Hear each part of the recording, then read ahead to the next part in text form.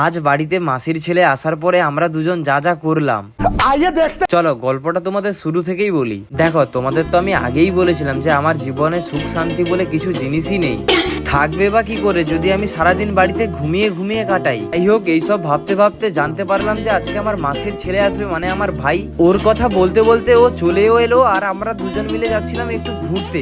আর এমনিতেও বাড়িতে থেকে থেকে কেমন যেন একটা হয়ে গেছি, তাই মানসিক শান্তির জন্য একটু ঘুরতে বেরিয়েছি আর কি। আর ভাইয়ের কথা কি বলবো, আমরা ছোট্টবেলা থেকে একসঙ্গে ন্যাংটা অবস্থা থেকে বড় হয়েছি। আর সত্যি বলতে গেলে আমরা দুজন যে ছোটবেলা থেকে কাজ বাজ করে এসেছি সেগুলো ভাই বলার মতোই নয়। ওইসব যদি তোমাদের বলি না আমার দুজনের ইজ্জতটা পুরো ফালুদা হয়ে যাবে। যাই হোক তারপর চলে আসি আমি যেখানে মানসিক শান্তি পাই, মানে আমার বন্ধুরা তো নেই, ওকে নিয়ে চলে আসি কফি খেতে, মানে মানসিক শান্তি পেতে।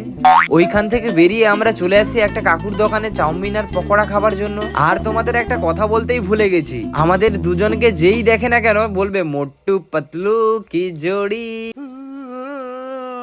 এখানে দুজন পেট ভর্তি করে খেয়ে নেবার পর বাড়ির দিকে যাচ্ছিলাম, মানে পেমেন্ট করে। আর একটা কথা, যারা আমার ভিডিও দেখো তাদের আমি বলছি যে তোমরা পারলে ভাইটাকে একটু সাপোর্ট করো, তোমাদের সাপোর্টে এই ভাইটা এগিয়ে যেতে পারে। যাই হোক পারলে ভাইটাকে একটু সাবস্ক্রাইব করে যেও। আজকের মতো বাই।